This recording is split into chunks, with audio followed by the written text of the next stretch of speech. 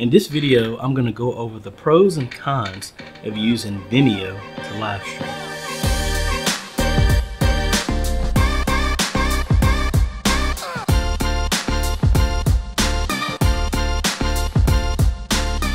Hey guys, this is AJ the CEO. If this is your first time stopping by the channel, thanks for stopping by. And on this channel, we focus on tips, training strategies, reviews, and builds to help modernize your media ministry. So if you're new here, consider subscribing. So there are plenty of platforms out there to live stream on. You got Facebook, YouTube, you have Twitch. There's a bunch of other places out there, but one of the places I've actually been using for maybe over a year now for a different aspect of my business is Vimeo. Now Vimeo is, they actually bought Livestream, I think about like maybe 2 years ago. So they actually have a very strong base when it comes to live streaming, because Livestream used to do live streaming. But anyway, I want to just talk about some of the advantages of using live stream in compared to the other services.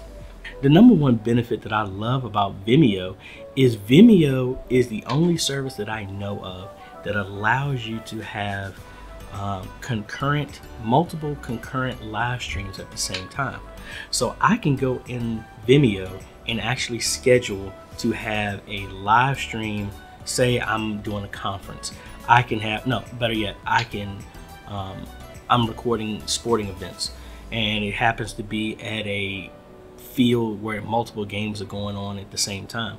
I can actually live stream all of those events at the exact same time and have a different link all hosted through Vimeo.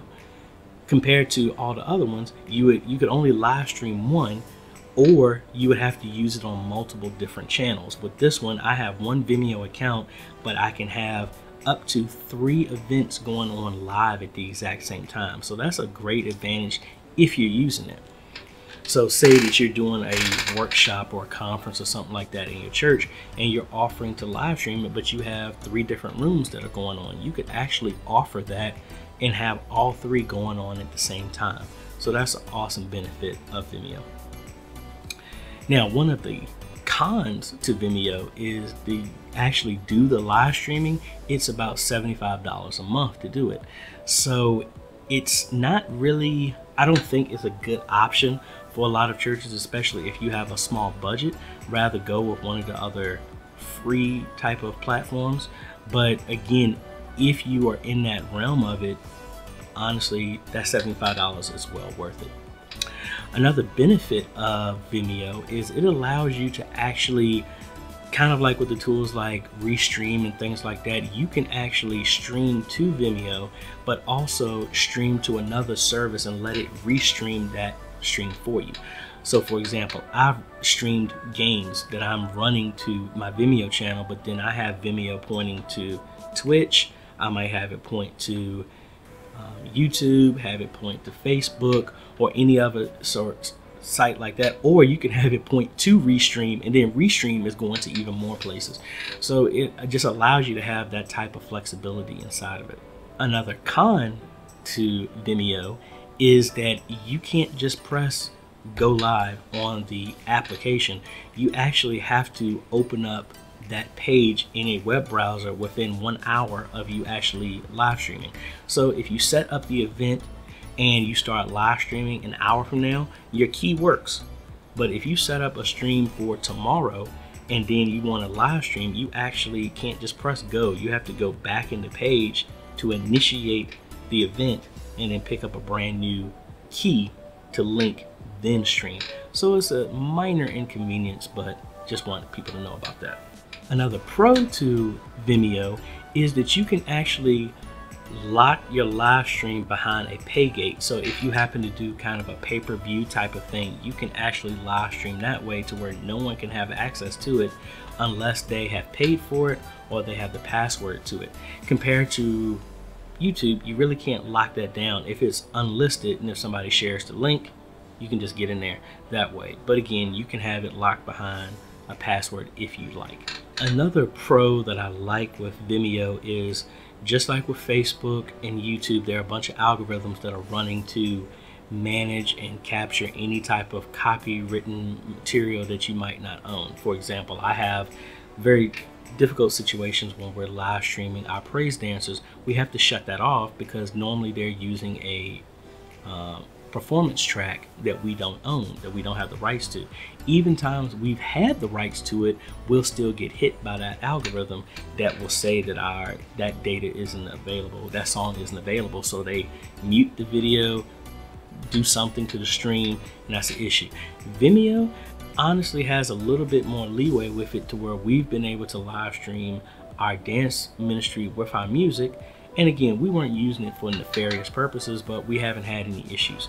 So when we have dancers or somebody singing a solo that our musicians are not playing, I'm able to put that on Vimeo and don't have to worry about any type of distractions of possible copyright and things like that. Now that may change in the future, but as of the last 2 years, I have actually, the last 4 years, I've not had an issue with that.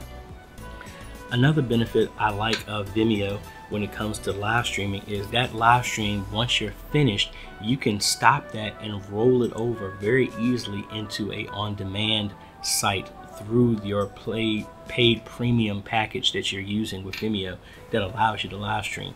You can easily say you're recording an event, boom, you pay for it, for people who want to see it live. There you go. But then when the event's over, you can roll it over to an on-demand feature, and then now you can have it set up to where people can pay on demand to watch it as many times as they want.